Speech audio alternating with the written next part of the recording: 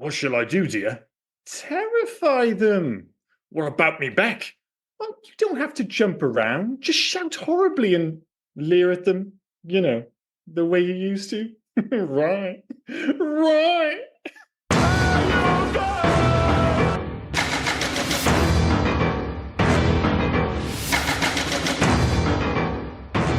I'm Ian. Looking at me as you said that. He's Rob, and welcome to the You Guys podcast. This week, we look back at one of the darkest and undoubtedly one of the strangest kids' movies of all time. It might be lazy to say that they don't make them like this anymore, but in the case of Terry Gilliam's 1981 dark fantasy classic Time Bandits, well, the old adage really couldn't be any more apt. With its willingness to scare, bemuse, and delight in equal measures, Time Bandits remains a tonally and creatively unique beast, one that I adored as a child, but one that Rob, I mean, you've never seen this before, right? Must have been quite the experience watching this for the first time in your 40s. I mean, they don't make them like this anymore. They don't make them like that before. Like Yes, this is very unique. And yes, I've never seen this before. And I mean, we're gonna get into what I like, what I didn't like, stuff like that. But wow, what a ride! Like I know, right? nothing happened, but everything happened. Made absolutely no sense. But I'm here to watch John Cleese as Robin Hood with, like, I don't know, everyone else seems to be suffering from leprosy around him. I'm here for Shelley Duvall just popping up every now and then as a different version of herself.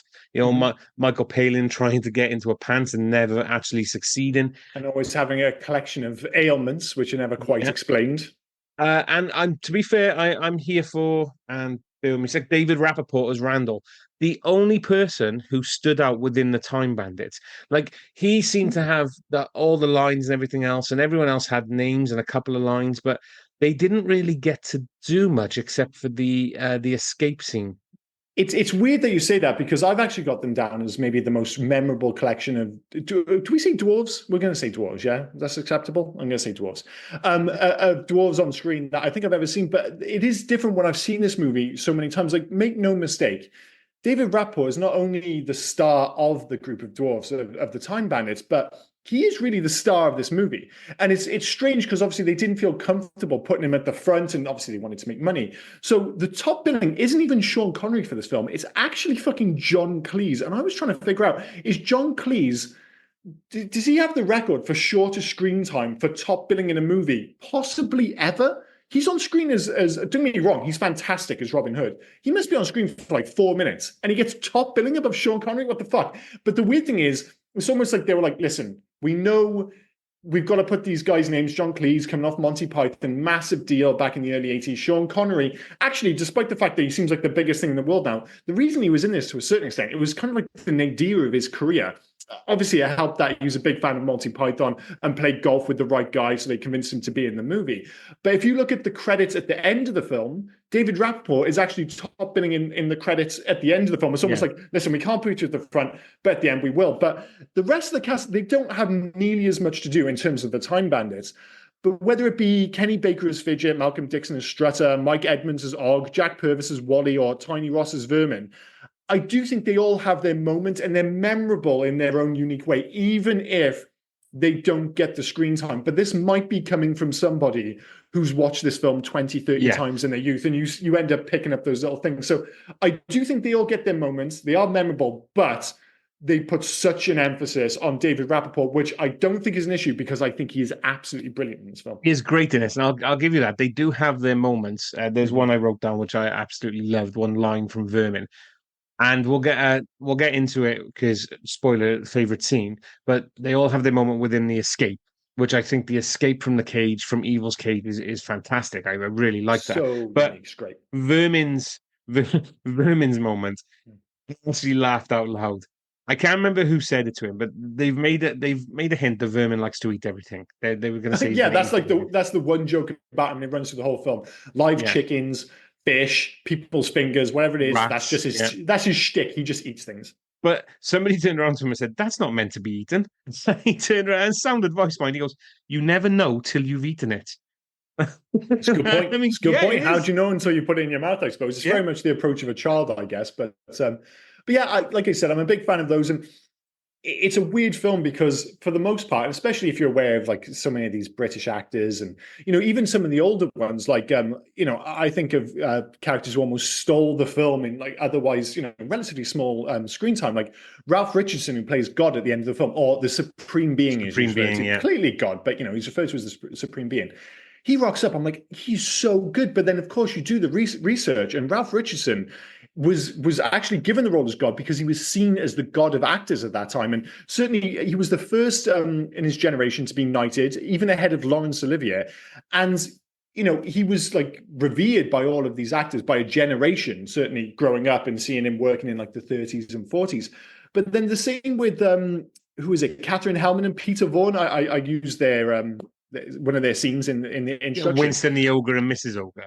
Yeah, like that Yeah. sequence, it's only short. They have a few scenes together. It's super memorable. And that's what not I- to mention, as you said, Michael Palin, John Cleese, all these other guys, like, even Sean Connery, who pops Yeah. up for what, 2 scenes in the movie, absolutely slays and Two just and moves two on with your completely day. random scenes. What I love about Super the random. ogres, you mentioned that, is they're both, well, no, they're both meant to be ogres, but it's funny because he's an ogre Oh, and well, yeah. she's just a normal giant woman at that point. But out of the two of them, she's the evil one. Yeah, oh, She's quiet, like absolutely. she's got that Yeah. British vibe. She's all super polite, but the one she's supporting her husband as an ogre. It's like, well, yeah, you go and do all that, but I'll make sure we cook them and eat them correctly. So Yeah. she's an absolute shagbag as well. And But I mean, sorry, we were talking about the go for actors. it. I wanted to go on about David Warner as well, because David Warner Oh, is he's great. brilliant. I wrote it down, right? Master Control Program's finger guns are ace. Like he actually had finger guns. That was Yeah. fantastic. But David Warner, he doesn't get much to do, but every time he's in there, he's chewing the He's scenery. a great villain. One of my favorite lines of his is, I would have started with lasers, 8 a.m., day one. And he's always giving shit to everyone. What is it when he's talking to one of the guys, like, oh, Vincent, you are so mercifully free of the ravages of intelligence. Now, Vincent, I will have to turn you into a dog for a while.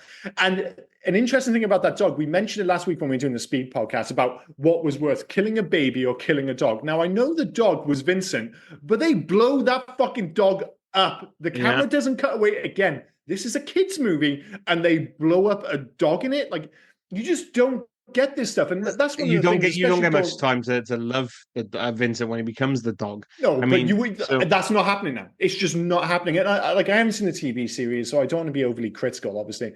But I've heard one of the issues is that they've cornered off the sharp edges, and this film is full of sharp edges. I mean, first and foremost, if I was going to refer to this film as anything, it would just be anti-generic. It's so original, like both in terms of tone, aesthetic, its theme. It has obviously hints of Gilliam's Python past, but like most of Gilliam's work, it's his own dark, twisted, bizarrely, I would say incredibly British thing. This film is incredibly British, but you have to remember, Terry Gilliam isn't British. Terry Gilliam's American. Yeah. And like watching this, you would be like, well, this is clearly made. And obviously, actually, if you look online, he's referenced as a British director, which is weird because he lived in America for a long time and obviously he was born there. But he was obviously part of that whole Python pact, and so much of that is built around quintessential British humor. I'd even go as far to say as British humor has evolved from Monty Python to a certain extent. Yeah. And you watch this, and if you have any doubt as to like how British this film is, it's right from the off. There is a reason that, especially people of our age, and people who are big fans of movies and American movies in particular, we have a specific nostalgia for all things 80s Americana, and specifically, I would say, American bedrooms. Like you think of like Ferris Bueller and stuff. You see, it's got the wallpaper, it's got the bedding. It'll have like, you'll see someone with a Walkman, or there'll be a movie poster, and they always look so cool. Kevin's bedroom looks like British bedrooms used to look in the early 80s. Toys scattered all over the floor. Yeah, but there's a grimness to it. Yeah. Super, super great. I mean, right from the off, though, there is like an unreality, not just to his bedroom, but his whole domestic life, which kind of pushes the rest of the film in a certain direction. Like the stuff with the TV, the kitchen, everything right from the off is, I'm sorry, I'm repeating a word here, but it is slightly off. There's something uneven about everything. Yeah, his parents are obsessed with the whole technological side of it, which is hinted at when Evil says as well, I would start off with technology, lasers, day one, lasers, as you say. So, and then Kevin is obsessed with history. Yeah, and yeah. things like that. So, and it seems to be that he's just forgotten he has to eat his microwave dinner or whatever it was in that weird foil Yeah, pack and it's so everything. gross. Can I, in regards to Kevin, now, he's Mhm. not a good actor, is he, Craig Warnock? Like for when we talk about child actors, it's Mhm. hit or miss. I mean, he's not Jake Lloyd bad, but I No, would but say I think he's a I would say he's not a great actor, but he's also to an extent perfectly cast in this film. And you think? actually, the story is when he went for the casting, it wasn't for him, it was for his friend. But Terry Gilliam said he was more interested in the quiet kid in the corner. And when you watch this film, one of the things I always thought was like, this is almost like the thinking child's equivalent of, say, something like The Last Starfighter. Instead of going into a video game and blast off into space, this is like the nerds version. You end up in history. We're talking about a kid who carries around a magnifying glass, for heaven's sake. He's a dork. He's socially awkward. And this doesn't feel like a kid playing a socially awkward kid. And I agree with you, he's not a great actor, but he looks and feels like the kid he should be. You know, like if they made this film today, and again, it might be the case in the TV show, I don't know. You know, it would be a kid, even if he was a quote unquote nerd, he would quip, he would have shtick, he would have all these things. With this, it's just a kid. Like he doesn't know what's going on half the time. He's relatively smart, but he doesn't have any one-liners. He's just there as almost like a proxy for you watching it as a kid, certainly a British kid in the 80s, I suppose. So while I agree he's not a great actor, I 100% why Terry Gilliam hired him because he didn't want a kid who looked like he belonged in a movie. You know, like you get in all the other movies. They all have this almost generic, like Jake Lloyd's a perfect example. Not only was he a bad actor, but he just looks like generic American movie kid. Yeah, Whereas Kevin, we keep calling him Kevin, I should give the actor's name, Craig Craig Warnock. Warnock. Yeah. He does look just like a kid. He looks like a kid who's in your class. And I think that actually benefits the tone and the aesthetic of the film. It's funny, right? When you said then as well, the reason why he got it because he was the quiet kid in the corner. He went with his friend. If I'm ever going to go to a casting audition, I'm going to pretend I don't want to go and go with a friend because That apparently, seems to be the best way. yeah, fucking Johnny Depp went with Jackie Earl Mm-hmm. Haley and to support Jackie Earl Haley for Nightmare on Elm Street, and Johnny Depp got it. Mark Hamill went with a friend and got Luke Skywalker. Like fucking Susan Sarandon went to support her husband and she got cast for something. It's Like, crazy, right? yeah, Jesus Christ. It's like the hipster choice for directors. So they can say it. It's like, oh, we saw like 1,000 kids, but I picked this one kid just because he was sitting with his friend. And I just looked over and I knew there was something about him. And in each of those instances, other than maybe poor Kevin, who didn't go on to do a huge amount else, there are these stories about being like, oh, this kid just came out of nowhere. It was like, what's his name, John Connor in Terminator 2. He didn't even go to a casting call. They just, Yeah. I'm not sure if you get away with it nowadays as a grown up, just seeing a kid in a play area in a park and being like, I'm going to convince him to be in a film. Immediately, everyone would be like, well, this is dodgy as fuck. I bet he's back in 1991, you could get away with it. I bet he's glad he was picked up as well, didn't he? A couple of great films, and all of a sudden he's Edward Furlong now. Just Edward Furlong. yeah. It hasn't worked out for him, sadly, but he did have a few good years there. But yeah, I'd be interested to hear, like, what you thought of the intro to the film. Because as I said, I thought right from the off watching this, and I think one of the reasons, like, it connected with kids, and I think kids do want to be scared, and movies have forgot that to a certain extent, is that even in its kind of funnest moments, and there are absurdist comedy moments, everything in this movie has an air of danger. I'd even go as far as say horror that modern films just simply don't have. It's like there's something, even like the sound effects, the famous sequence in his bedroom, and this film starts quick. He's in his bedroom, a horse dives through the cupboard, and you're like, fucking hell, we are off to the races. But when the film really starts, that super iconic scene, and I think, when you're younger, there's an element of like this being a really dark version of, say, Narnia or something like that. Instead of the cupboard, the idea that you could push a wall and it just keeps fucking going. There is a use of both the score, but in particular the audio, which gives everything a proper edge. Like when he pushes that wall, it doesn't sound fun. It actually sounds dangerous. Like, Yeah. what the fuck is going to... And at the end, there's just black. There's nothing. And a lot of that just comes from Terry Gilliam's design, which is fed through all of his films. Like there's a fantasticalness, I'm not sure if that's a word, but kind of adjoined to genuine aesthetic grimness. You think of films like 12 Monkeys. Like they look like this film in part, especially the stuff with the Fortress of Ultimate Evil or whatever it's called. Yeah. That doesn't look a million miles away from the stuff you see in 12 Monkeys. So I think that level of danger, which feels like it's hiding behind every corner, really does add something to this film. There's a couple of questions about the intro. As you, Mhm. I understand what you're saying about the level of danger, but there's just like he's being ignored by his parents, so there's just no love. There's love lost there. There's a touch There's of actually Harry Potter about it. yeah, yeah. Yeah, yeah. Why did the night show up, but then the next night is when it all happened? Like like I don't understand why the night and it's the actual night on the horseshoe a shoe showed No, up, it doesn't and actually then make any sense. yeah, because then it took all day for the time bandits to arrive, and when they finally arrive, the first thing they do is just kick shit out of him, literally kick They're shit horrible. out of this 12-year-old kid. Then they kidnap him. Well, kind of kidnap him. Mhm. That scene where they're pushing the wall, man, they've got to push the wall to find the rip in space time is Yeah. fucking great. I think that Oh, it's looks brilliant. fantastic. And then they end up in Sherwood Forest, and it just no, not Sherwood Forest, No, it's not the France, first one. The first one they end Italy. up is Sorry, they ended up in no, no. Italy. It's isn't it 18th century France, or are they? Is it the French army in Italy at that point? Well, because he said he invaded Italy, and they're there to. So Yeah, I it's wasn't sure Napoleon. if that Yeah, was. so I think Oh, it's Napoleon in Italy because they said they want to surrender. maybe the interesting thing that castle, and I might be stepping on facts here. Do you know that's actually Raglan Castle in South Wales? I did not. No, I Yeah, didn't yeah, see that I in the looked that facts. up in the research. Not outside, not the yes, but when they're inside, it's actually Raglan Castle, which I thought was I very cool. loved I loved Ian Holm as Napoleon. Like it's always been said that Wow. Napoleon being short and stuff like that. You know, really? I No, thought he no, was great in no. this. I think he's brilliant, but I've got something to say about it. That's all. I did like as well how obsessed he was when he's talking about all these other leaders and their height. And Mhm, mhm. and you wonder Genghis Khan, 5'2", three when they quarters. go when you talk about Napoleon, I mean, historically he's short in stature.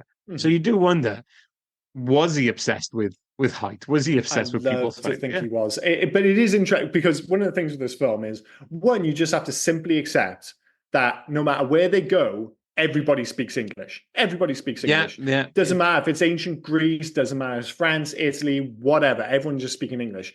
The interesting thing is the accents are so inconsistent. So when they first get to France, and obviously they see all those people coming through, they've been displaced, they're all just speaking with broadly English accents. And then you get Ian Home, and I'm not convinced anyone else is really doing much of a French accent around him. Ian Home is going for it. Yeah. And it's just, but like obviously Sean Connery, he's not doing any kind of Greek I accent. wrote I that mean, down. I mean, again, like Highlander, you know, yeah, Agamemnon's coming from Greece via I don't know, fucking Edinburgh. Like, it is weird. I guess he can kind of get away with it to a certain extent because King Agamemnon isn't a real person. He is very much like yeah, Robin Hood. He's yeah. based on fiction, and it is this weird mix with this film of going back and forth between fiction, reality, what's real, what's not. But I do love that whole sequence with Ian Holm, and I think he's absolutely swinging for the fences. I think it totally works for the film, and I love the theater sequence in particular. The really desperate guy who's trying to get any kind of like smile out of him. The great Rombozo. He sing and lift heavy things. Zuzu and Benny, the three idiots. He just kicks. That's what I like. Little things hitting each other like that. That's his. Like it doesn't matter everything that's going on. He's just obsessed with height and seeing people shorter than him. So I loved it as well when they did the little play and he walks in and he kisses that guy and he goes, "You keep them with you; they will make you big," or whatever it or was, make you rich, and he just make you dies, rich. just Yeah, strangles himself anyway. But that's the thing. There's like absurdist dark humor running all the way through this film. Like like I said, even if it's the most broadly entertaining. And when I think of it as something in being broadly entertaining, I think of John Cleese as Robin Hood. I love that whole sequence where yeah. obviously he's trying to say, no, no, this is ours, and he's the poor will be delighted, and he's got his friends just punching everyone. It's like, is that totally necessary? Oh yeah, yeah. Sorry, it is. That was fantastic. Here, have a have a piece of this, and you get punched. The other thing I liked It is doesn't make around any sense. no, Why is he punched everyone? It's but just like it's good fun. when they're arm wrestling, and he rips that guy's arm off, and he just chucks it in a wheelbarrow full of arms. None of it makes sense. The No, same with Sean Connery as Agamemnon. Not him particularly, but apparently his missus fucking hates him. But you don't know why. They don't yeah, say why. Just nope. every time you see her, she is staring it's just based Yeah, off that's him. it's based off the legend, obviously. And if you want to read into it, there's more there. But as far as the movie is concerned, it doesn't make any sense. And if you think about those two scenes in particular, so Cleese based his performance on the Duke of Kent after watching him have meaningless conversations with footballers at the FA Cup final. And once you read that, you can't unread it. The way he goes past, shakes everyone's hand, Yeah. the way he's completely disconnected to the poor, but he has to deal with them. Because obviously the idea is like Robin Hood comes from the gentry. He's noble. Rich. Yeah, Yeah. he's noble. So Yeah. he's going around. He has nothing to do with these poor ass people. It's like, oh, hello, lovely, nice to meet you. Well, It even to the really point that does he goes, feel like an FA Cup final when you're going down the line and like Prince William is shaking the hand of like, Jack Grealish and just doesn't know what the fuck to say to him. Oh, hello, how are things? to the point he's not giving names. Have you met the poor?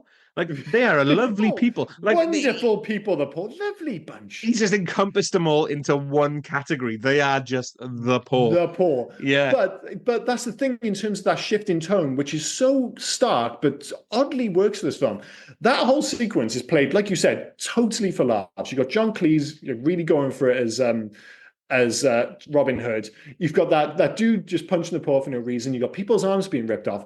But then suddenly in ancient Greece, I think it's supposed to be 12, 13 BC or whatever, they take that really seriously. You get a big action set piece, and Sean Connery is playing it like a drama. He's not playing it for laughs at all. And like you said, you get this stuff for his wife. It isn't explained, but they build up like although over a short period of time, they built up a pretty strong relationship between King Agamemnon and Kevin to the point where he's clearly upset. And it's just like for like, what, 15 minutes, it's a pretty straight down the line historical fantasy movie. And then all of a sudden they're playing for laughs and it just gets absurd again. It shouldn't work. It should not fucking work. That sudden and dramatic shift in tone. But for some reason, excuse me, I think it works. It gives you a bit more of Kevin as well. Like he's found somebody like a father figure, something because he's not getting it from his parents. I get all that. And I think it works. As you said, it shouldn't work, but I think it works. What I do think about that scene is they must have run out of money, probably to get Sean Connery or something, because the Minotaur didn't look good, did he?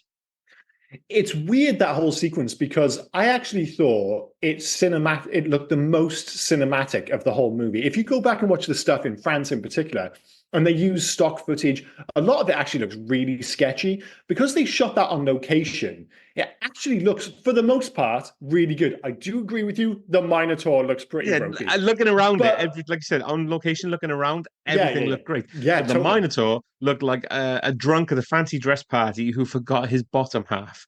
And it's weird because when they rip his head off, it comes off so easily. I was almost like, are they suggesting it's just a guy with a mask on, or is it actually a Minotaur? But I guess it is supposed to be a Minotaur, and they can get away with that because Agamemnon is again a fictional character. But that inconsistency again, like towards the end when they visit the time of legend, they give themselves that free pass to go crazy. So you get the giant with the ship on his head, you get the ogres. That's all fine. Obviously, you get the Fortress of Ultimate Evil or Ultimate Darkness, whatever the fuck it's called. But for the rest of the film, you think, oh, are you playing this as in, with any kind of historic accuracy, or are we just accepting that Agamemnon was real, Minotaur's real, Robin Hood was real? Again, if you stop and think about it, it's all a bit silly. But on the screen, it just fucking works. It just works, man. Even what I thought worked as well was how quick it was going through everything. They didn't stop to explain where they were or anything like that. You just had to hint. Like usually with films like this, you'd have that one character going, "Oh, we're in so and so BC, or we're in this, and this is this time." Every now and then, like Kevin would turn around and go, "Oh, we're in the Middle Ages," but which is, do you know how vague that is? Like clearly, because it's based on Robin Hood, that means it was based in the late 12th, early 13th century. The Middle Ages ran from 500 to 1500 AD. That's 1,000 years. He's like, oh, it's the Middle Ages. It's like, dude, come on. I thought you were supposed to be like a history geek. That's pretty goddamn big. But that's where there was exactly. Absolutely, it was so ambiguous. And I liked their little thing as well, like the time bandits themselves.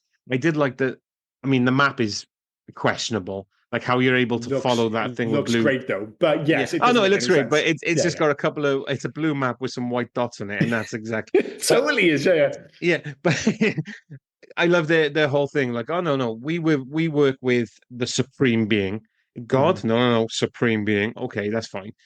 I mean, and we were on trees. What do you mean? Oh, we were on trees. Like our department was trees. But then Yeah, he, that's an interesting thing. Does that mean they work? Because obviously we're going on the basis that he keeps referring to himself as the supreme being, but it's clearly God. They reference the whole 7 days thing, creating the universe. yeah, Obviously, evil. Although he's referred to as evil genius in on IMDb, which is strange. I always just thought of him as evil, but whatever. So obviously he's supposed to be the devil, albeit created by God. He's God. Blah blah blah. So what does that make the Time Bandits? Are they angels? Is that what like they're implying? Because obviously they've helped God yeah. build the So I universe. don't So it's know. just like, I don't think they're basically just the pawn, the workers, the worker bees, as it were. are they like Santa's elves, basically? Yeah. So Yeah, God, yeah. God just wants to concentrate on like, oh, I created humans, I created this, but Mm-hmm. I've left the like the trees and the fucking cliffs and for the little people to do. And I mean, yeah, I Both didn't mean it like literally that. and no, Pun literally and intended. figuratively. It's Yeah, I fair guess enough. pun Yeah, yeah, it's intended. fair But enough. and then they decided to create one like 100-foot pink tree, and he said, no, no, no, you've gone a bit too far now, so we're going to move you to repairing the space time, and that's where Mm-hmm. they got the map. Well, It like was you said, like, it's like the movie jumps around really quick. It's but 18th that century seemed France, and then all of a sudden 12th, 13th century England. Then I have to assume it's 12th, 13th century BC because of Agamemnon, and they do actually reference the Trojan Wars, which is supposed to give you a hint. And then it's what is it, 1912 New York and the Titanic, and then it's the Time of Legends. What that is, you jump through those times super quick, and yeah. yeah. And that's where I love that because you're jumping through them super quick, and like, and a lot of these fictional characters and things like that. Mm-hmm. What I liked was when they were explaining who they were. That was the most thought they seemed to have put into this film. Mm-hmm, Right, mm-hmm, we're not mm-hmm. going to explain how we get in here or there or anything. We're just going to explain what the Supreme Being is to a point and who we are, and then we'll just move on. So there seems because there's no exposition in this aside from that. There's Mm-hmm. nothing. We're just going to move forward. There's no explaining of Kevin, what Kevin's going through, or anything like that. We'll Mm-hmm, just mm-hmm. hint at that, Yeah, yeah. and everything moves. And like you said, like we've already said, they've traveled so quick through all of these. What was that? 4 or 5 Five timelines? You different just timelines. I There could. was actually supposed to be another one, which they filmed, but it supposedly was destroyed, where they go to like 2020, sorry, Yeah. 2200 or something like that. So I think it's like Britain in the future, which I assume would get another appearance from, what are they called? Jesus Christ. The two who are always in the British scenes, Shelley Duvall and, Shelley Duvall as Pansy and Michael Palin as Vincent. yeah, yeah, yeah. I loved as well. I completely forgot about the Titanic. Yeah, it's And weird, I love, right? yeah, and nobody is questioning these guys that keep showing up and then they're changing their outfits. Oh, okay, that's Mhm. fine. All these little people. But I absolutely love when he turned around. He went, "We need more ice." And I didn't click at first. And he Yeah, said, "We it's a need more ice." version. And then you just go into the iceberg. I thought that was fucking clever. I mean, dark, but clever. Well, consider it's the Titanic. That sequence, like you said, that nobody really explains it. Nobody ever mentions the Titanic. It's just, well, No. we've hit an iceberg. We're going to assume it's 1912, and you've How just hit an how iceberg on the way from Ireland to, oh, sorry, from the UK to New York. how setty did that look? Compared to everything else, you've got 100%, Greece, you've got 100%. on the ship. It all looks like they've the ship on top of the giant's head. It all Mm-hmm. looks like proper. They're out there in the wild doing it. But when they're on the Titanic, my God, it looked like a stage play.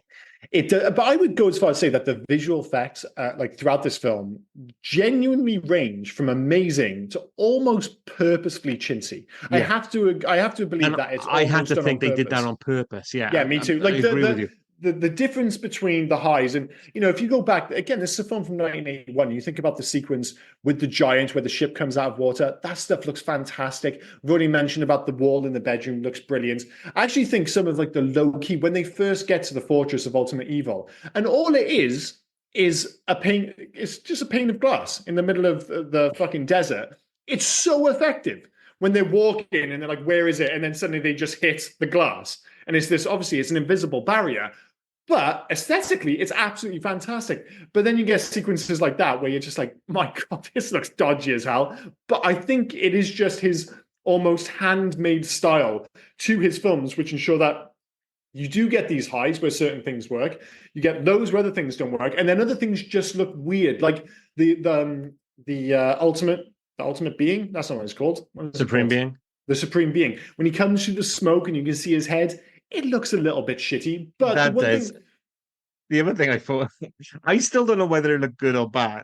it's weird. Was It's when weird. was when Evil Genius did that he reminded me then of Beetlejuice when he became that like 100%. carnival ride and his head The thing opened came out of up. his head. I was Yeah, like, did Beetlejuice lift that directly? I've got one of the notes at the end of this film when they have the big showdown with evil, and for the most part, it's really inventive, looks amazing. Again, like much of this film, completely unique. I was like, did Beetlejuice directly lift slash homage that moment, especially when it comes out of his head, the whole thing? yeah. And when they basically like, wait a minute, we've got a map, we can go back in time, and they come back with all the Jews. I know it's not quite the same because it's not an action sequence, but the end of Bill and Ted's Bogus Journey basically feels like the exact same thing. Yeah, you just pull them all through. But it's funny because I think then they lifted something from Willy Wonka. Because Mhm, then mhm. Supreme Being became like Viola Beauregard. It's fucking puffed up to bounce all the Yeah, yeah, bullets yeah. back off him. It's it was such a weird ending and weird battle scene. But for a film that is weird all the way through, it worked. And I would just go as far as say, like, the movie really does turn up the aesthetic and tonal madness to 11 the moment that they get to the Fortress of Ultimate Evil. Like, that's when he's really swinging for the fence. It's like, we mentioned the fact that the special effects kind of go back and forth, and tonally, the movie makes these shifts which somehow work. Whenever they're at the Fortress of Ultimate Evil, he's just like, well, I'm going for it. And that is where I would say, certainly aesthetically, it feels it's most Terry Gilliam-esque, I guess, for lack of a better term. Like, when I Yeah. think of the Fortress of Ultimate Evil, it immediately evokes that kind of same aesthetic, that same tone as 12 Monkeys, of Baron Munchausen, and in particular of Brazil. It's, that dystopian feeling, which he captures so significantly, so successfully, sorry. And that's one of the issues with, again, I'm not going to be critical because I've not seen the remake, but there's always the danger when, they've obviously tried to remake Terry Gilliam movies in the past. There was the 12 Monkeys TV show. And it's a similar problem that we've referenced numerous times when it comes to Cronenberg. There is the idea for this movie is inherently fantastic, but what makes it unique is Terry Gilliam's unique aesthetic and tonal approach to these films. And if you just take the idea and you give it to another director, you're losing that, for lack of a better term, again, that secret sauce which makes it special, and it's Terry Gilliam. It's the same with Cronenberg. You take RoboCop's a good idea, man, cop thing, whatever. Total Recall, obviously based on a short story and novella, is a good idea. But once you take the Cronenberg out of it, that subtle sense of satire that he does, and it's not always subtle, obviously, but those elements that where you're watching a film, you're like, this is a Cronenberg film. There's just those things that jump out, whether it be aesthetic, whether it be tonal. Once you remove those, suddenly the movies start to feel generic. And it's the Yeah. same with this. It's a great idea, but the thing that ultimately elevates it, even beyond the cast, which is fantastic from back to front, it keeps coming back to Terry Gilliam. And it's the reason why, in so many respects, it's aged so well. Don't get me wrong, right from the off, when that fucking horse runs to the door, what it has, and we mentioned it on like Conan and a few other podcasts we've done, there's something, and it's hard to capture, or it's certainly to describe it. There's a unique 80s fantasy aesthetic. Yeah. There's something about it. And he Sorry, captures that here, but it also has that Terry Gilliamness. sorry, I don't mean to interrupt. I do need to stop because I don't want to piss on your chips. I just need to make sure I heard you right. You said David Cronenberg and RoboCop. Oh, I said Cronenberg, didn't I? I meant Yeah. Verhoeven? Verhoeven. Sorry, not Cronenberg. Totally confused the fuck out of me then. I apologize, and I apologize to all our listeners because we're not going to correct or go back on this. I meant Verhoeven. I don't know why I had Cronenberg in my head, but no, Verhoeven movies, they have that specific look Yeah, and satire yeah. and stuff. Not Cronenberg. And My it's bad. funny because of oh no, that's absolutely fine. I just wanted to make sure we were on the right No, track. no. Thank you so much for correcting me. Because of you said secret sauce and things like that. I love looking at Gilliam's past credits because they're not all the same. Like you look at Time Bandits and Brazil and Baron Munchausen. Which They all are all aesthetically and kind of not narratively, but there is a link between them yeah, for sure. but they all feel the same-ish, don't they? Yeah, yeah, yeah. They feel like as you would put, they feel Gilliam. But then you look at like Well, the idea I think was for those films is that obviously they've all got similar themes, even beyond their kind of high concept. But you'll notice with those films, one's told from the perspective of a child. The second one is told from the perspective of somebody. Brazil is somebody in their mid-30s, and then Baron Munchausen is somebody dealing with the same, even though completely different experiences. The themes, there are overlapping themes, but yeah, it's being dealt with by a much and older man. I but think that's what I'm that's saying. what he was going for. They're linked, and when you Yeah. think of Gilliam, you think of those films. But then when you look at his directorial list, my Mhm. God, it changes. Like Yeah. you get the Fisher King, 12 Monkeys, Fear and Loathing in Las Vegas, the Brothers Grimm, the Imaginarium of Dr. Panatsis. Like he can stretch to different things, and it works because fucking 12 Monkeys is a far cry from Fear and Loathing and The Fisher King. Oh yeah, yeah. The only thing I'll say is what he has, even though obviously he pushed the boat out, tried a lot of different things. Like say Tim Burton, he is an aesthetic auteur. There is something about his films where I would say nearly all of them, maybe other than Kingfisher, which isn't so obvious, but nearly all of his films you can watch for like 10, 15 minutes. If you haven't been told, you're like, I think this is a Terry Gilliam film. They just have a look about them. I wouldn't think that, see, because for the life of me, I couldn't have told you that he did Fear and Loathing. Fear and Loathing is a somewhat unique beast, in fairness, and obviously he's adhering to the source material. So yeah, that is probably the one where, because 12 Monkeys still has that look. The Imaginarium of Dr. Parnassus definitely has that vibe, whereas Fear and Loathing feels like a somewhat unique beast. So yeah, I think you're right there. Great movie though. Great fucking movie. Oh, absolutely.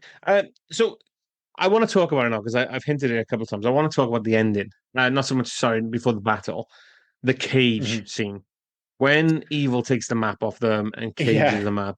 And they have the whole like game show sequence, which is again super dark, super disturbing. Yeah, I mean Jim Broadbent looks fantastic as somebody sinister behind the eyes. Like, yeah, I think absolutely great. He absolutely specialized that ability to smile, but without your eyes smiling. It's always super creepy. And then his parents there, it's like, my God, this is like something out of a fucking nightmare, which is exactly what it is. And then they cage them up, and they go, and it looks great because it's just so pitch black, but you can just feel and it's not a word, but I'm making it up, the voidness of it. Oh, like, yeah. You can't see so anything, but it's ominous. It's again that idea of like, yeah, it's still an adventure movie, but you watch that sequence and like, oh my God, the threat feels so real. It's like the thought of falling down that hole. You're like, well, where would it go? Would it go on forever? Would I hit something? It just feels, I mean, it is quite literally dark. They are in darkness, but there is a threat to these sequences when I'm watching and it just feels like, oh my God, if this goes wrong, they're all fucked. It feels never ending, like they'll fall forever. And what I loved as well is how much rope they got out of a couple of strands of rope from their cage. Dodgy as fuck. Yeah, like they pulled off a couple of strands and they managed to make what felt like 100-foot rope. I mean, you like to think I know they're all dwarfs. You think he could have really climbed a little bit higher. And I have to mention him while we're on the subject of Wally, because it's Wally above, isn't it? Who's cutting the Jack Purvis. Don't you think he looks like a dwarven version of Randall Craig Cobb? You know, from Raising Arizona, Blind Fury, and The Golden Child. He just looks like him, but just squeezed down. He just looks exactly the same. I can imagine him totally being on the motorcycle with the fucking cigarillo covered in filth. He just looks like the same dude. Sorry, I just had to bring that up. That's fine. But I thought it was such a good scene, but it was so funny. Like I said, they took so much rope from such a little amount. And then because then when they're swinging and you think he grabs it, and it caught me by surprise. He grabbed the skeleton's arm and then he swung. And I loved how they kept adding the intensity because it's like, oh, we'll just do one more swing to get in there. Oh, one more. Like, I know. They go to the well, like I would say, like 3 more than you expected to. And you're like, he'll definitely catch it this time. He's not fucking good. Like, are they actually going to die? It's not quite to the levels of, I'd say, the most successful. Like if you're watching a kid's film, like they for a second, like the direction, the storytelling is so good that you think they might actually kill the characters. Like, they won't. I mean, in this film, maybe they would. The top 2 examples is Paddington when he falls down the chimney, and there's just that moment when I'm just like, they're gonna fucking kill Paddington. But the most successful example was always the end of Toy Story 3, when you're like, they're going to kill them all. They're all going to go into that. They all hold hands. And it's just fucking hard. I remember I was in this. I don't think I've ever been in a cinema where it was just like the whole cinema just burst into tears. It was crazy. This is up there with those where I'm just like, for a second there, I was just like, they might all fucking die. What? The tension builds up when every now and then another. I mean, there's not many strands left in that rope. A couple more strands just break as they're doing things. What I loved is I can't remember who they were swinging because, like I said, they didn't really stand out to me except for Randall. But when he caught the other cage, and you think, oh, what are they going to do now? Are they going to climb a lot? No. Oh, that was the other guy. It was the first one to crash. Yeah. The other guy let go from under the cage, and he swung. I thought this is fucking amazing. They're just doing some sort of It's so hand cool. them. Like Yeah, I thought it looked again, great, making mate. something aesthetically fantastic based on relatively limited kind of I don't know options available to them. Like there's not much there. There's two cages. They're hanging down. There's complete darkness. It somehow looks fantastic. There's tons of threat. It's also oddly funny. It just another one of those kind of perfect scenes which sums up why Time Bandits work so well. And of course that kind of leads into we've already kind of touched upon the great action sequence at the end when they finally have that showdown with evil. But if anything sums up this movie, it's when Ralph Richardson, when everything seems lost, and then Ralph Richardson playing God just shows up and just so easily not only kills evil, but then basically just kind of completely undermines everything that's happened in the movie. Yeah, He's like, because oh he said, yeah, I was "I just doing let you this take just it." yeah, I was just doing Yeah, this because I wanted to see how this worked out. Like, what? Evil? Like, that's the whole thing. Evil's been built up in this. It's like, oh, I'm my own man. I created me. And God just comes up, clicks his finger, dead. It's like, oh, yeah, I created him. I can and destroy him. did God do that Which is because great.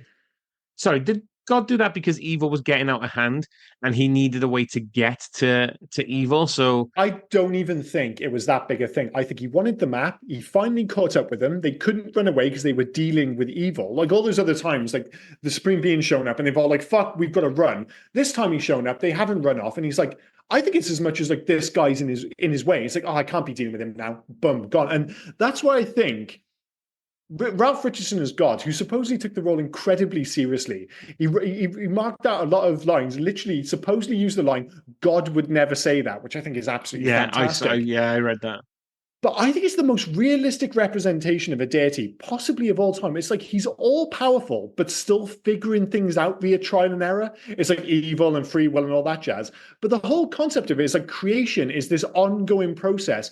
And he's kind of indifferent to the plight of man and everything else. It's almost like, well, I've got this job to do. I'm just creating the universe. It's like, well, people died. It's like, well, yeah, some people are going to die. I'm dealing with creation here. I've got the whole fucking universe. So there's nothing evil about him. He's just indifferent because he's got so much on his plate. And I love that about the way he got rid of evil. I don't think there's any grand plan about it. I think he just showed up and went, oh, this is inconvenient. I've had enough of him now. He's gone. I probably went too far with the evil. We'll refine it and work on it tomorrow. What about all the people who died?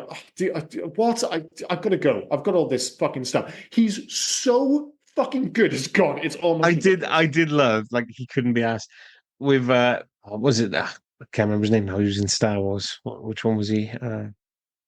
Okay, no, I've lost him. Kenny Baker. Yes. When he went, what about fidget? What about fidget? And he goes, death doesn't mean you take a holiday. And just clicks his Yeah. fingers and he's back to life. Right, get back to work, you little shit. Like it's like RoboCop to bring it up again. It's like that meme or GIF you'll see nowadays. It's like it's like RoboCop. He died and they still made him go back to work. It's like one of those, yeah, he brought it back to life. What I wanted to ask as well as we're getting to the end, Mm-hmm. and okay, we get to the end. Kevin now all of a sudden is back home. Mm-hmm. He can smell burning because it was smoke to begin with. They Smoke disappeared and they saw the inhalation. smoke Yeah, thing. And then, so Kevin's there and it may or may not have been a dream, but the fireman that rescued him looks familiar. So the only way I'm going to know, like, how do you know that's not Sean Connery until you look at a picture of, it's like, oh, that it's might so be the guy. clearly Yeah. fucking Sean Connery. Even the But accent and but everything. that's the thing, though. Even in that sequence, I don't think it's for Kevin. I think it's for us because that whole sequence somehow legitimizes what has happened while also adding additional questions. Like right up until that final sequence, they give you the smoke inhalation, so you're like, oh, he's dreaming, and then you see. There's like a Kaiser Soze-ness about it. All of a sudden, you see around the room, there's all these references to things that happened in the movie. Then you see Sean Connery, the local fireman. But then at the same time, he's pulling out his pictures, which prove that he actually went there, while everything else around him is proving it didn't happen. So you're like, did it happen? Didn't it happen? Then you get the cool thing for kids, like that classic, line you always hear from parents, don't touch that. They reverse it here. He's telling his parents don't touch it. They do. What happens? They blow up, but nobody notices. Nobody notices. Because it's a piece of evil.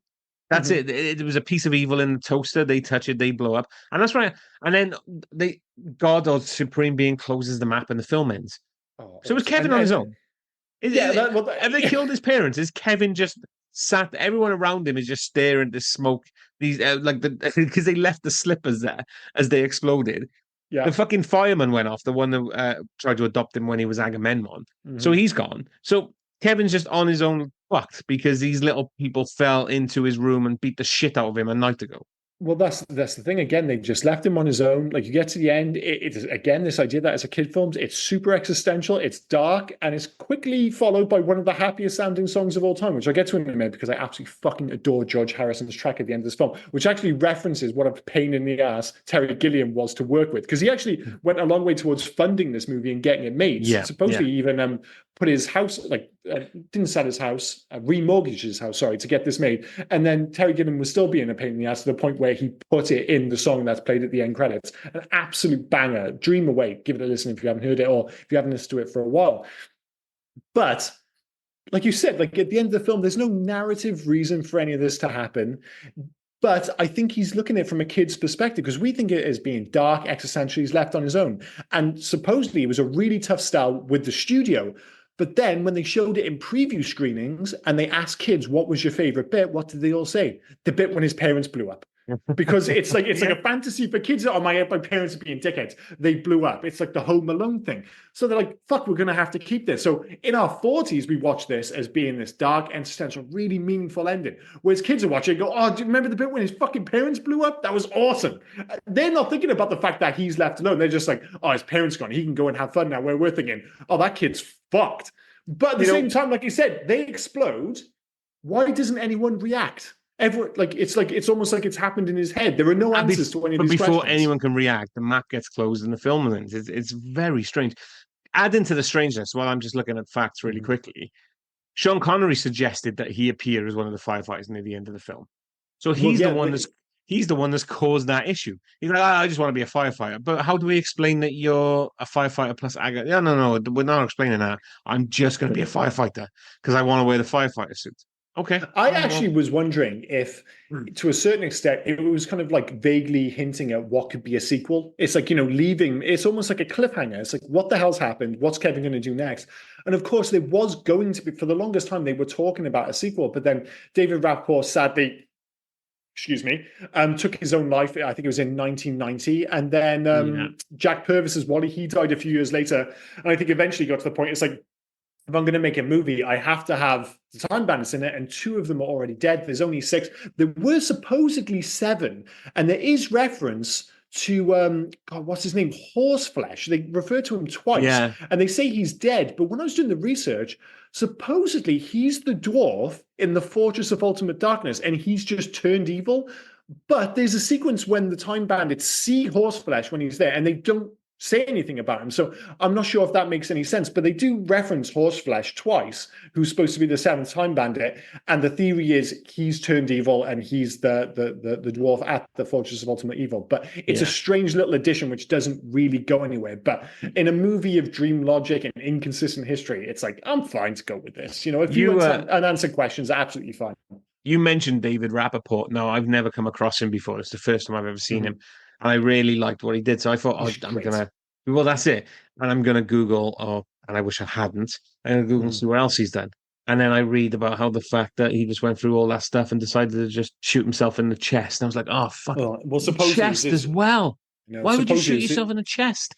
It was his 3rd suicide attempt as well. Yeah, it was 3rd or 2nd suicide attempt. But why would you do it in the chest? I know it's a terrible choice, but on the positive side, well, positive and negative, I suppose. And we hinted at this at the end of the last podcast when we were talking about this. It's like when you see this movie and you think about how dwarf actors were such a big deal in the 80s in particular. And, one of the reasons this worked is that even though they didn't get leading roles necessarily, like you knew Kenny Baker or you kind of recognized these guys from other films. It's like, why did they suddenly stop casting dwarf actors? And even there's been a pushback on the TV show, descendants of the Time Bandits of the cast have spoken out against the recasting the TV show. It's like, why aren't there dwarves in this film?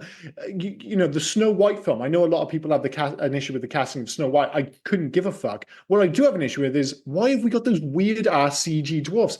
Even The Hobbit, they just kind of they just CG'd, for lack of a better term, normal height folk down to being dwarfs. I'm just like, there are dwarf actors out there. And of course, it becomes a self-fulfilling prophecy because they're not getting roles. You don't have famous faces, so you don't want to put them in cinema. But back in the 80s, these guys were, especially when it came to the fantasy genre, sci-fi, you think of Star Wars, Willow, we knew all these fucking guys. Yeah. And then, of course, Time Bandits. And I was just like, why the fuck have they moved away from just casting dwarves as dwarves? It's very strange to me, and I actually think massively disappointing. But hey ho. Yeah, I think it's down to Peter Dinklage. He opened his mouth and everyone just thought, you know what? Okay, won't do it. Fucking He hell. did kind of ruin it, didn't he? With Yeah, his yeah. the whole idea that like the dwarf actors should just be cast in traditional roles, not as dwarves. That's okay for him as the one leading man, but of course it just fucks everyone else. Like not every dwarf can be a leading man. It's like sometimes dwarves just want to play dwarves because that's their fucking shtick. It's like me speaking for all fat guys. No, no, no, we don't like McDonald's as fat guys. Yeah. Excuse Absolutely me, ridiculous. excuse me. Whoa, You whoa, don't whoa! speak for all of us. Yeah. Settle down, settle down. But yeah. Do we have anything else we want to add before we move on to favorite scene, or is that? I mean, that took us right through to the end of the film. I mean, that took us, as I mentioned, one of legitimately my favorite end credit tracks of all time. And I love the fact I love movies when they retell the movie through stills in the end credits. I Yeah. always think that works. But funny enough, I finally got around to finishing The Legend of Zelda: Tears of Tears of the Kingdom yesterday, and they do that in the credits. It kind of retells the video game and a collection, of, especially when it's a longer film or a video game you've been playing for ages. So I'm like, oh yeah, I forgot about that, but that's cool. And to have such a dark, as we already mentioned, existential ending, and then to cut into that utterly upbeat sounding song, I just think, yeah, absolutely perfectly encapsulates this movie. And as I said, the score is fantastic, but when I think of music in this film, I always think of George Harrison and that belter of the song. But anyway, favorite scene. I say in answer to your question that you answered for yourself, and I didn't get a chance Thank you, to. thank you. No, I don't have anything else. I think I've All covered it all right, in my cool, notes. cool, cool, cool. I'll go In terms, first because it's yeah, really go for quickly. it. So for me, favorite scene, I've already mentioned it. We touched on it a lot. We didn't touch on it. We stayed on it quite a while. It's the escape from the cage scene. I think it's great. Great It job. just it opens up like I keep saying it. It makes you feel that there's so much danger in the darkness. It's so good. All right, it's a bit questionable how they got so much rope, but these are the guys that make giant pink trees, you know. So Fair enough. Fair enough. they could do anything. And happy to just eat a rat's head while it's just squirming around. So I mean, That's fucking vermin for you. oh, vermin's like my spirit animal at this point. He's just happy to just fucking eat anything. Just try it. Just try it. You know, Yeah, Jesus Christ. yeah. Just give it a go. But I think it's great, man. I've already explained everything I liked about that scene. I'm not going to go Yeah, into it yeah, again. it's a Yeah, fantastic sequence. I mean, for me, it was one of three. So it was either Ralph Richardson coming in as God and actually appearing as we recognize, Ralph yeah, Richardson at the end of the film. I love the sequence with Catherine Hellman and Peter Vaughan as Mr. and Mrs. Ogre. I think they almost steered the yeah. movie That was as, great. Yeah, the Time of Legends. Love that but sequence. for like a 4 minute sequence as well. It was so It's short. brilliant, brilliant. But And again, it's got comedy, it's got threat, it's got everything. It's bizarre that they refer to his growl as a cough. So I can cough. I yeah, can finally cough again. And then he just growls. It's like, why didn't you just say growl? It doesn't sound like a cough, but hey, whatever. for a guy that fucked his back up on Wednesday in the gym, I did feel for Winston the ogre. Oh, dude, there's Like I nothing have been, worse. dude, It I have been walking sucks. around like I've shit myself. Well, it's one of those things, It's right? And it awful. perfectly captures that in terms of like, it doesn't matter how big and how tough and how scary you are. If you fucked your back, you are ostensibly useless. It's Yeah. just one of those things. I picked up that barbell and I jerked it up to do the routine. And Oh. all of a sudden I just felt ping. And I felt it so in my body that it must have been audibly loud. If anyone was around me, they must have heard what the fuck just There's happened with him. nothing worse with your Yeah. back. There's a ping or a crunch. You're like, well, this is going to be a Yeah. few days of me just being It's absolutely that useless. hobble home then as well. Oh, Just so feeling sorry embarrassing. for yourself. So embarrassing. But I am going to pick the most iconic sequence in the film, and it's the bedroom wall. So, like you said, the time Yeah. bandits have just shown up. They're beating the shit out of him. But when they push the wall, like I said, it's not just the aesthetic of it, it's the audio design in that moment, which I think is fantastic. And you just know you're off on an adventure, but one with inherent risk, and obviously the Supreme Being's chasing them, which has an element of horror to it. And I just think it kind of captures all the different elements of the tone, the aesthetic, everything about this film is captured in that one sequence, and it's probably why it's still my favorite. That would have been one of my choices as well, but I had to go for the for Totally what I fair. chose. That's a great Yeah, shot as well. but it's such a good introduction for characters as well because again, you don't get this introduction of this is me, this is me, this is me. They all fall in. They all basically just become one kind of person. They're all falling over each other.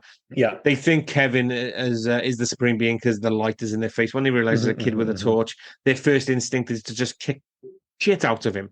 Yeah, And it tells you a surprising amount about the characters so quickly. One, they're not the sharpest tools in the box. Two, they're inherently violent. Once they start running out, it's organized chaos. They're absolute lunatics. So yeah, you get told so much about all six of those characters so quickly, while also delivering something of an aesthetic masterclass for the start of the film.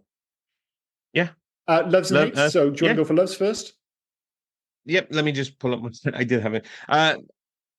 It looks great.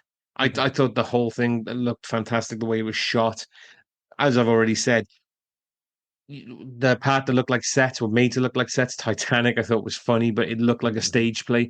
And then you get ancient Greece, which is just it looks lovely. It spans across the countryside and everything. Yeah, I and think, it's like you yeah, said earlier, that sequence in particular felt like old fashioned cinematic in a yeah. way that the rest of the film doesn't. But yeah, all kind of knits together. I wrote this down. It didn't make sense at first. Now we've talked about it. That merry-go-round evil thing. That makes perfect sense if you just watch the film. That Yeah, sounds mental, but if you just watch the film, it's like I know exactly. Oh, you could just say the Beetlejuice scene. That would work as well. yeah. And the other one, David Rappaport as Randall. Never seen him before. I've never watched that TV Good. show where he was the wizard or anything like that. Mm-hmm. But he just had the screen presence of being the leader of this little gang. Yeah. And again, I'm not trying to be funny when I say little gang. There was only six of them. They're not a big gang, are they? But he just had that screen presence. He was the Mm-hmm. guy everyone followed and everything. I thought, and they were all then made up to be weird, weren't they? Like you, Mm-hmm. Wally, Og, Strutter, Vermin. They were all like made to be greasy and horrible. And then Mm-hmm. you can clearly see Randall. He's just more put together, isn't he, than the Yeah, rest of them? Yeah, yeah, yeah, yeah. No, I think he's great. I mean, this is going to come up my own loves. So number one of the great supporting casts, even if Cleese is somehow top billed, it doesn't make any sense. He is playing a supporting role and he does so fantastically. Two, just a wonderful premise, obviously elevated by Terry Gilliam and his design, but a wonderful premise all the same.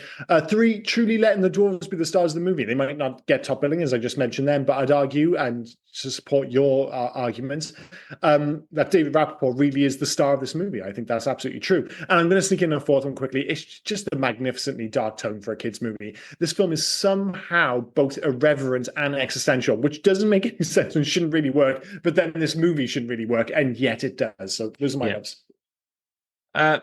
For me, for my hates, then I put that only Randall really stands out, and I stand by that. They may have all had Fair enough. their one moment, but only Randall really stood out to the point where they were all made to pretty much look the same. They were all grey or brown or Mm-hmm. greasy, but he was red, and he like his outfit was red, and it was Mm-hmm. just Mm-hmm. flamboyant to Yeah. everything else. I So think they yeah, made the right choice though. Like they've all got oh their shtick, but I think they made the right choice of being like, all right, we've only got so much time. Rappaport's going to be kind of the proxy for the rest of the group, and that's absolutely fine.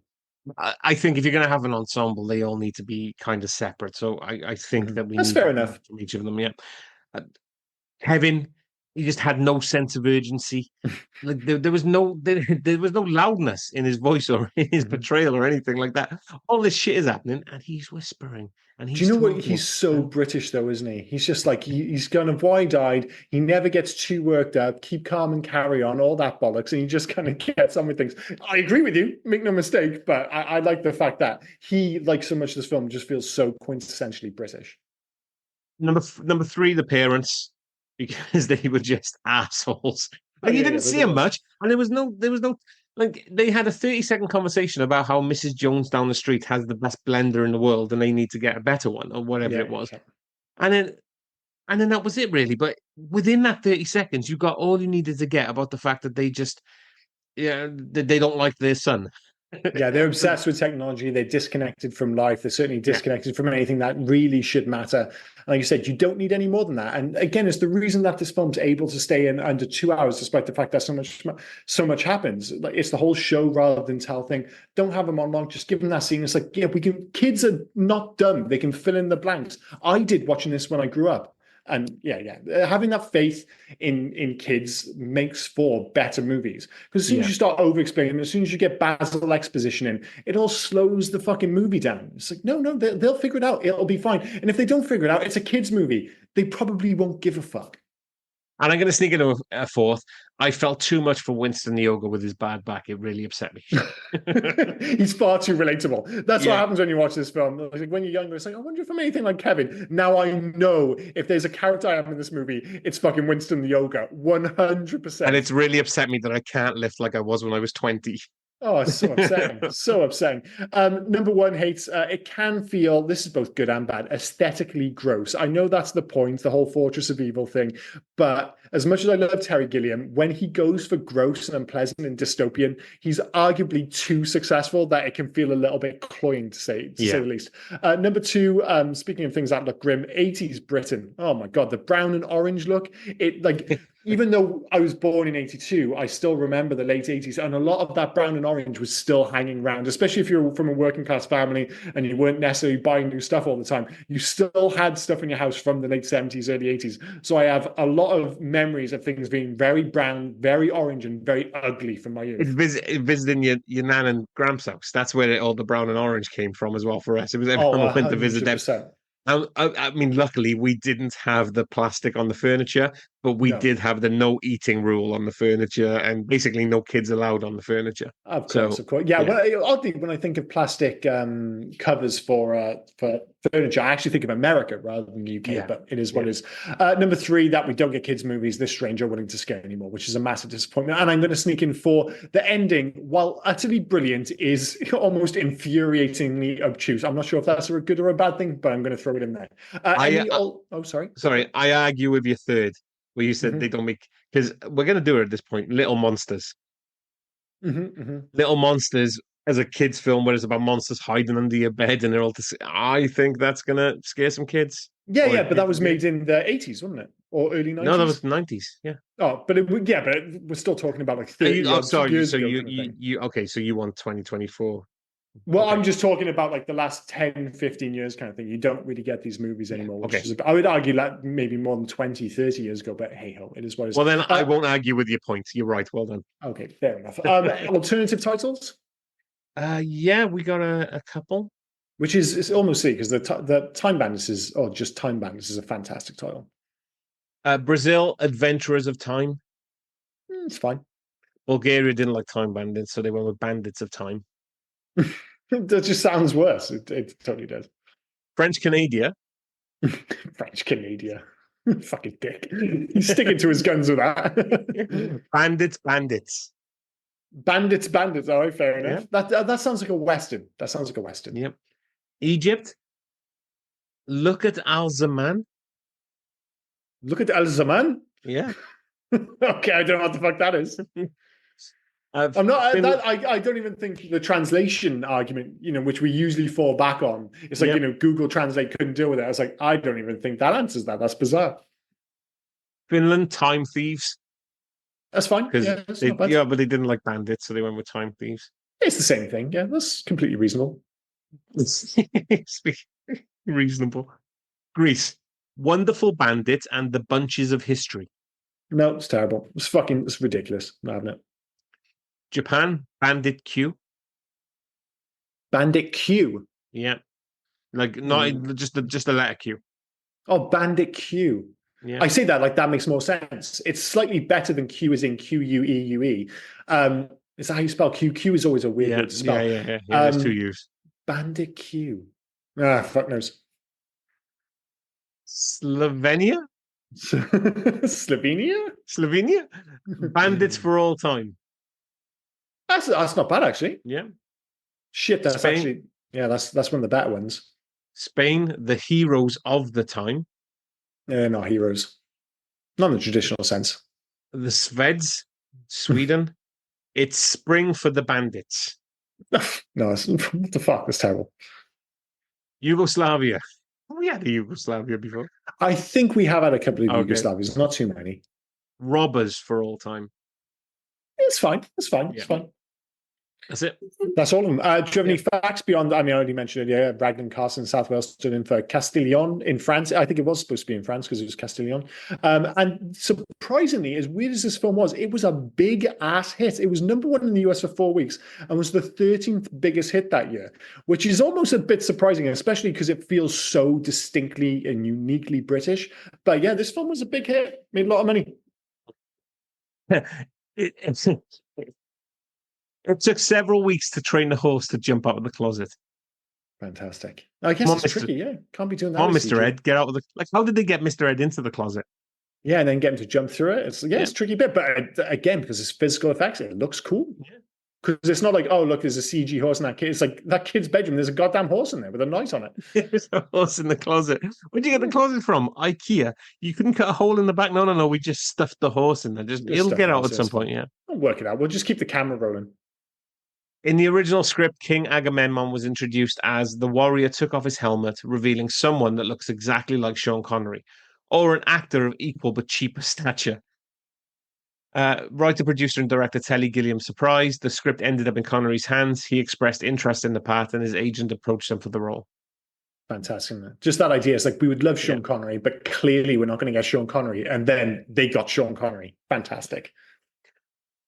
According to Terry Gilliam, David Rappaport believed he got his part for his acting ability alone, without size being a contributing factor. As a result, he didn't socialize with his co-stars during the invisible barrier scene when the other bandits retaliate against Randall. The actors were expressing their frustrations with Rappaport. See, I heard the other side of that minus fan. story was that they saw that he wouldn't hang around with the other time bandits, the other actors. So, and they knew that they were getting upset with him. So they actually added that sequence to the script. So the whole sequence where they turn on Rappaport or Randall at the end of the film was written in afterwards because they knew that by that point they didn't really like him. So yeah, he sounded maybe a bit too big for his britches. Again, no terrible pun intended, but he still was fantastic. Yeah. After the giant walks out from the sea, it steps on a hut, which is the home of the butler elephant creature from the Find the Fish segment of The Meaning of Life. Oh, nice. Yeah. No studio wanted to make this movie, so executive producers George Harrison and Dennis O'Brien mortgaged their office building in Cadogan Square to raise the $5 million to make it. Fantastic. It was worth it. Everyone made some money out of this. Sir Ralph Richardson came up with the idea to dispose of the pieces of evil genius in the postbox. It's just that's cool. permanent postbox. How very British. Dispose of it in the postbox. Terry Gilliam laughed so hard while shooting a table scene with Sir Ian Holm as Napoleon Bonaparte that he had to leave the set to avoid ruining any takes of said scene. He's great. He's so I know I was kind of nitpicking with the whole idea of like some people are doing accents. He's really fucking doing an accent, but Ian Holm absolutely knocks it out of the park. And everybody does. Everybody who's brought in, all these famous faces who come in for a sequence, every single one of them knocks it out of the park. Make no mistake. There's not a dud amongst them. According to a passage from Terry Gilliam in the Time Bandits screenplay book, horse flesh was removed from the band of dwarves. This would have made them 7 and would have infringed upon Disney copyrights. It is unknown whether or not he was being serious in his statements. I like to think he was. I like the idea that actually makes sense because, as we said, there's no reason for horseflesh to be referenced in this movie whatsoever, other than that idea that it's like, oh, there are 7 dwarves, so it's a nod to the fact that we couldn't have 7 dwarves because of Disney. So I think that's kind of cool. And the Minotaur bullhead prop was also used in Gladiator. Okay, that's cool. Yeah. Okay, this is a random fact. The suit worn by Sir Ralph Richardson was his own. So we just came. No, dear. I do not need wardrobe. I am dressed to impress. Absolutely know he would have said dear. Oh no, dear. He's such a thespian, so famous for his time on the stage. He definitely went around calling everyone dear. 100. Well, I like to think so anyway. Lastly, then, only one set was built for the scenes on the Titanic. All the shots of the Titanic outside of the set was stock footage. No, that's kind of cool. Well, there was stock footage used a few times, and as you said, the stuff on the Titanic does look incredibly stagey. Maybe more so than any other sequence, it really is hard to tell whether it's purposeful or it's just, well, these are the means at our disposal, but yeah, it still kind of works. In terms of Hope to the Future, so this is where we ask the question, remake, sequel, Let It Die, or Leave Well Alone. Beyond the TV show, I would say Leave It Alone is so distinctly Terry Gilliam. I mean, obviously they've gone in a different direction. They've made it more comedic. I don't think you can recreate that Gilliam magic. You have to go in a different direction, hence why they've gone with, what's his name? What's his name? The director, the New Zealander. Taika Waititi didn't create it though. It was He's directed a couple of episodes. He stars in it, but it's actually Jermaine Clement who's. Oh, Jamaica, yeah, but you know what Yeah, I mean. They have that kind of sense of yeah, humor, kind of thing. Because yeah. there's no point in trying to do the Terry Gilliam thing. I think they've wisely like shifted away. Whatever you can say about like having dwarves and all that other nonsense, it's like they've tried to make it more comedic, less dark, maybe and weird. But in terms of a movie, it's like they were going to do the sequel. It didn't work out for reasons we've already mentioned. It's like as a movie, I'd more than happily see it just left well alone. It's interesting because, like you, I haven't seen it. I'm waiting for all the episodes to Mhm, add up so I can watch the TV show. But as somebody that didn't grow up with it, mhm, I think that there's more story to be told, mhm, and I mhm, think TV series is the right format. mhm. But That's fair as enough. you've already said, they've kind of ruined. No, ruined is because I haven't watched it, so I don't know if it's been ruined.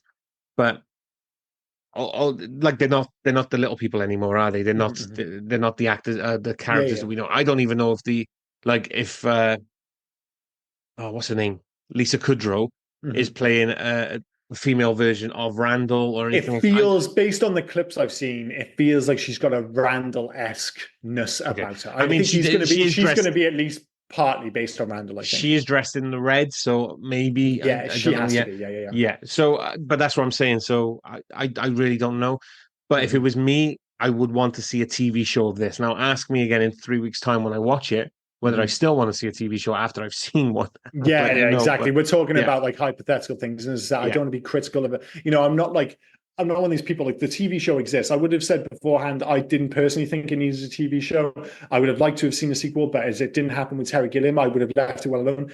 It exists, as we've said so many times, whether the sequel or a TV series, legacy, whatever, it can be good, bad, whatever. It doesn't necessarily tarnish the original one. yeah. We're always And like, if it doesn't work out, I'm happy to separate those two worlds. It's like all those terrible Alien sequels or so follow-ups. It doesn't tarnish the fact that Alien and Aliens are two of the greatest films of all time. That's absolutely fine. That's still true. But some people get very precious about these things. I don't think you and I get particularly precious. no, I mean it goes back to like I mean you had a better one with Aliens. It goes back to The Crow, all the sequels for The Crow, and the now 100%. No, Crow that's a great. remake. That's a great Like modern example. Like if the Crow remake is as bad as we fear it is, it's not going to make the. If anything, it'll make the original maybe seem even more awesome. yeah, So and you're not going to tarnish how much I love the original Crow because you've made a so-so or what looks like a terrible remake. But unfortunately, I'm still going to go to the cinema to watch. But that's by the by. Oh Uh, no, in fact, I'm not sure if I go to the cinema, but I do kind of have to know. It is one of those. I know you're more willing to just take that leap. If all the reviews come back and there is as I expected, kind of like with Borderlands. Borderlands yeah, was one of those classic movies where I was like, I played the video games. If the reviews had come out and they said, no, this is actually really good, I would have gone to see it at the cinema. But because that didn't happen, I was because everyone tells me it's truly terrible. I'm like, that's fine. I don't need to see it. The Crow, however, I have to see it, but like the reviews will determine whether I see it at the cinema or whether I wait a year and watch it on Sky or whatever. I got a feeling you're waiting until it comes onto the sky. I But suspect you're right. yeah. But going back to this for Time Bandits, the story that they've implemented within this film, it's Mhm, such a mhm. long form story that can be Yeah, told for like with the could Supreme yeah, yeah. Being, with this. I think There's TV plenty to work series, with. Yeah. yeah, that's what I mean. But again, whether or not TV series is going to work, Mhm, mhm. I guess we'll find out. Fair enough. Fair enough. Make a change. So this is where we answer the question. It's like if you could only make one change to make this movie better, what would you go for? I was actually struggling with this because I like so much of this movie. I actually think some of the sequences in France, certainly out in the fields when they first get there, and that's your first taste of time travel when they land in France. Like I said, once they get to Napoleon and you get to Raglan Castle and all that other jazz and Castellon, I actually think it looks really good. But when they're out in the fields, it looks surprisingly shoddy. And considering that's your introduction to time travel, I'm like, you couldn't have gone for like a more, visually spectacular start. It is what it is. So that's my only criticism. And it is a bit of a nitpick, but that's my one change I'd make for this movie. For me, is this one change? I would give the rest of the Time Bandits more to do, or more to like I don't know. It just at some point you couldn't differentiate them As I aside said, from it's Randall. So weird because I don't want to be critical of because you've only seen this movie once. As I said, I have more of an attachment to them, but I've seen this film so many times, yeah, so it's hard to judge it in the same way because you're seeing this for the first time. Maybe I did feel that way, but the first time I watched this, I must have been like 6 years old, which is fucking insane that I watched this and love this film. You know, like certain films where you're like, God, these are quite dark. Like Raising Arizona. I used to love that film when I was a kid. And you watch it now, I was like, this is a weird film to watch as a fucking 7-year-old, but here's Yeah. what it is. Oh, I don't think I successfully muted. I think I just coughed out anyway. I got your cough on mute. I got your cough live, and then you muted after that. Well I done. do apologize. And again, what are we going to do? What we're not going to do? Edit this. So you're going to get my cough and you're going to get my silence and my apology. So I'm sorry about that. In terms of video games, obviously there wasn't a Time Bandits video game. The immediate one is that I thought of was like Assassin's Creed, only with dwarves and more stealing and less murder. So have Ubisoft make it. But if I was going to go for a smaller scale, I'm not sure if you ever played the video game Fez. It was like an indie darling, maybe 10, 12 years ago. It was, did you ever watch Indie Game, the movie? It was included in that. So it's got a fantastic aesthetic and the idea that it's like a combination of 2D and 3D and you go through these doors and they take you to different parts of the universe. I feel like you could just kind of twist that, still have the platforming and the sense of adventure and discovery, but just have a Time Bandit kind of vibe around it. So if I was going to go more kind of gameplay based, I would go with Fez. If I was going really, all right, we're going to recreate the film, I would go with Ubisoft and Assassin's Creed. But as I said, less stabby. It felt more Time Splitters for me. Oh yeah, I get that. I get Yeah, that. like, Fuck, what a great shout, man! Bringing back Time Splitters. Well, actually, as I read the other day, and this is just totally separate. We're actually getting Time Splitters on the PS Plus. All 3 games are coming on the 20th of August, so I'm going to be getting them back. That is So I kind of can play cool. them. I mean, they Yeah. were making a new Time Splitters game, but it got canned sadly, which is a bit of a Yeah. shame. But I don't know. I mean, just more, Time Splitters, I think, because you're going through different parts of time and you're doing these missions and things like that. So I think The visual style of Time Splitters kind of aligns more that's right, though. closely with this movie as It well. felt because it felt more cartoony and Yeah. more fun than Assassin's Creed, which is a It's great too shout. serious. Feels a bit serious, whereas the Time Splitters animation style feels a bit more towards Time Bandits. I think even though you would have to make some change, obviously, to the mechanics because that's a shooter. I Yeah. still go with Time Splitters. One, because it's a good excuse to bring up Time Splitters, and two, aesthetically, I think it's a better match. In terms of rating recommendations, this one's half easy, half tricky. So in terms of the score, super easy. It's a 4, a really strong 4. In terms of a recommendation, I think it's a great movie, one to watch with your kids potentially. As I said, they don't make these like these anymore, but it also feels like a movie from 1981. Not necessarily in a bad way, but it does. So I'm going to say 4, and it's a bit of a cop out, and I'm going to say maybe. It would very much depend who I was speaking to. But if we were going back to the original concept around this question, where would you recommend this to just a random dude or somebody in work who's not necessarily the biggest movie fan? Am I just telling like one of the guys in work, oh, you've got to watch Time Bandits from 1981 on Film 4, on More 4, which is on now, by the way, if you're interested. This movie is actually surprisingly tricky to get a hold of. So the fact that it's on More 4 at the moment, if you have any interest, go back and rewatch it. So I am recommending it, but I feel like you have to be a certain kind of film fan. I mean, if you're listening to circles to say, I don't fucking know. If you're listening to this podcast and you haven't watched Time Splitters, you'd probably be the right audience to go and watch it. So yes, that's fair enough. But if you're on about just some rando on the street, I'm not telling just anyone to watch Time. As good as it is, I'm not telling just anyone to watch Time Bandits. For my first ever watching of this, like I said, I had fun with it. I thought it was good. I don't think it's a 4. It's more of a 3 for me. But that's my 41-year-old head without any nostalgia. Just that's watching it. So it's a 3. I still think it's a good film. I will watch it and again, and I think it'll be one I introduce my son to, so he can watch it a bit earlier than I did. Maybe not now he's 5, but he has started watching the Michael Bay Transformer film, so I think I need to. It's one of those films. It's actually hard to judge how they would react to it because, like I said, I think a lot of the darker stuff you react more to as a grown up because it's more existential. Whereas I think for if you're 6, 7 watching it, and you're like, oh, the dwarfs, they're a rambunctious bunch. Like I said, the ending, we're thinking, my God, this is dark. Where kids are just going, oh, look, the parents blew up. How fucking cool is that? So it is hard to judge. I guess it's knowing your own kid, but I think once he's 7, get him on the Time Bandits. I was an 8, 9-year-old watching that Kevin Dillon 1988 The Blob. My dad's watching it, and how dark is this? And I'm watching, thinking this is fucking fantastic. I watched RoboCop when I was like fucking 8. So if I can deal with RoboCop when I was 8, I'm pretty sure I deal with Time Bandits when I was 7. I just need to get my son to watch something better than these Michael Bay fucking Transformer films at the moment. Jesus Christ. I can see why we'd love them at 5 years old. Yeah, But yeah, I he know. needs to move Yeah. on to a fine. His old man's got pretty decent taste, so I'm sure you'll get it in time. But you're just gonna have to put up with the Transformers for a little while. For a little bit. But in regards to recommendations, aside from getting my son to watch it, I'm with you. It's not a film that you're going to just go out to everybody and go, you know what you need to watch today? Time Splitters. Bandits. Yeah, Time Bandits. Sorry, Time Splitters. Time Bandits. Yeah. So it's a 3, and in the grand scheme of things, it's yeah, maybe to no.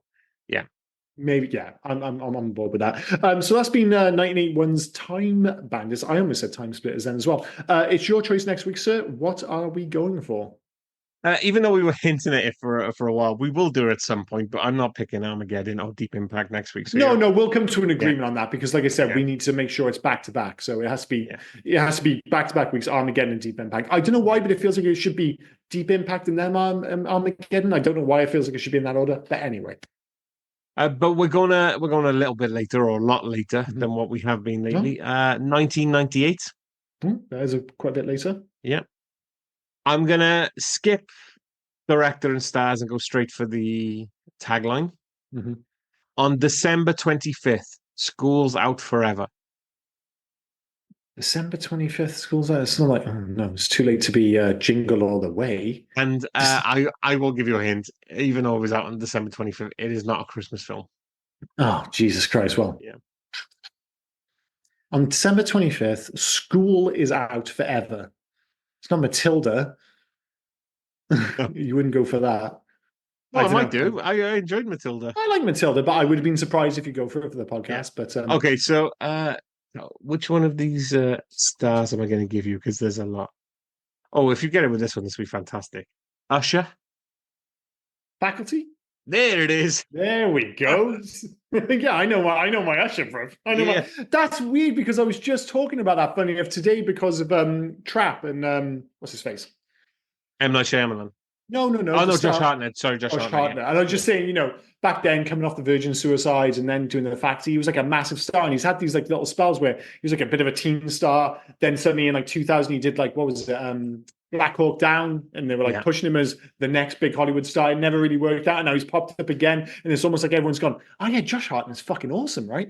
And he's one of those guys, I've always thought of him as a likable screen presence. But for me, it rather than the Virgin Suicides, it does come back to Faculty. This was a massive movie in my youth.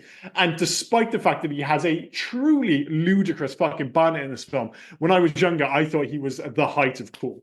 I mean, to be fair, I still do the long t-shirt, short t-shirt combo now. Oh, that's a throwback. I did go through the t-shirt with the long sleeves underneath. That was definitely a vibe I went for. Yeah. And that was around that age when, it was like going into college, you're finding your own style and suddenly I'm wearing like the baggy jeans and like you said, the t-shirt under the shirt, all that jazz. But yeah, Faculty was not only a big movie for me, but amongst my friends, it felt like one of the, you've got like a handful of movies, whether it's like someone had the VHS or the DVD or whatever, but like all your friends have seen. Yeah, like, all my friends have seen The Faculty, and everybody has like an odd attachment to it.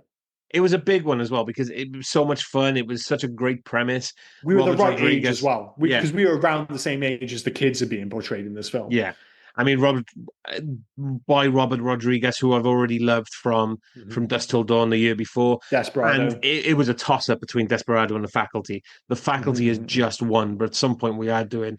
I think that's a good choice. I mean, don't get me wrong. I watched Desperado when I was younger, and I enjoyed it, but I don't have anywhere near the same connection to it that I do to The Faculty. Oh no, I get that. I have a massive connection. And one of like quietly, don't get me wrong, it's of its time. I don't think I need to rewatch it to tell you it's very much a like what was it? Like you said, 1998 movie. Everything about this movie screams 1998, but it is still one of the better remakes. Like it's just I think it's great, and it's one of the ones where Robert Rodriguez hasn't written or directed written himself. He's just directed it. Maybe that's why it feels a bit more toned down than some of his other films. I mean, stylized. You get his stylized versions from, like we said, El Mariachi, Desperado, from Dusk Till Dawn. He did this and then decided he's just going to do kids movies from now on. So he's. But even those films have a hint of like his directorial it's style. As we said with Terry Gilliam, it's a Rodriguez film. Whereas this, it You takes a don't minute to necessarily. realize. Yeah, that's what I mean. So This is maybe his version of, like you were saying earlier, of Fear and Loathing in Las Vegas. Like, if you look for it, you can find those little nods, but I don't think they're you don't watch this film and immediately go, oh, "This is a Rodriguez film." You just no, don't at all. But yeah, as I said, very much a movie of its time, very important for us growing up. But I think this is going to be great to go back to. I'll take a film with Jordana Brewster and Salma Hayek in it any day. Oh, and Famke Janssen. Yeah, decent cast Yeah, there. yeah. And Usher for different reasons. No, Usher wasn't actually in that many movies, and it's worth it just so we can share the old Tommy Hilfiger advert, which they did to align with this film. So they've got like the whole main cast all wearing Yeah. Tommy Hilfiger stuff, which sounds classy, but it's so 1998. It's almost fucking unbearable. So yeah, we'll definitely put that up on socials. But yeah, anything else before we wrap this up? I just wanted to bring up one comment we've had from one of our listeners on Instagram. And I'm sorry if I butcher your surname, Becky Leonardis. Mhm. She just came back after the Speed episode. She said, I laughed so hard during this episode. A lot of this movie is ridiculous, like you guys said. It's so good. Who cares the beginning is lame? They thought Howard Payne blew up in the parking garage. If that's true, then where's his body? There should have been pieces of him. The tracking device is another thing. Worst sting operation ever. They're not very good cops. I'd love to listen to you guys cover Armageddon. Love that movie. I know most of it's stupid, but I still love it. The relationships in Agree. that movie work. By the way, I'm not a fan of sequels either. I also heard they might make a Speed 3 rather it happen or not. I doubt anyone will lose any sleep over it. So I thanks, wouldn't lose Becky, a for sequel listening, there. and thanks Yeah. for your comments. Yeah, I agree with nearly all that as well, Yeah. especially about the Armageddon bits. But yeah, Speed 3, as we mentioned last week, in normal circumstances, I'd say, do we need to see this? But if they can bring back the Bonds, Keanu Reeves, and Sandra Bullock, then let's be clear, I'd be on board for it. No pun intended. Yeah, so if there's nothing else, I've been Liam, he's been Rob, and you have been listening to the Hey Guys podcast. Cheers, guys. Bye-bye. Cheers, guys. Bye now. Oh, and before I forget, where can folk reach us if they were so inclined to? Well, you can actually reach us on Hey You Guys 80s at Facebook, Instagram, and on Twitter. But if you want to send us a mail, do heyyouguys80s@gmail.com. Send us in your recommendations. Send us in your thoughts about any of the episodes. Just literally talk to us. We'll have a one-sided talk with you on the podcast. Yeah. We're nice folk. Get in touch. But no, cheers, guys. Bye-bye. Cheers, guys. Bye now. Hey, you guys!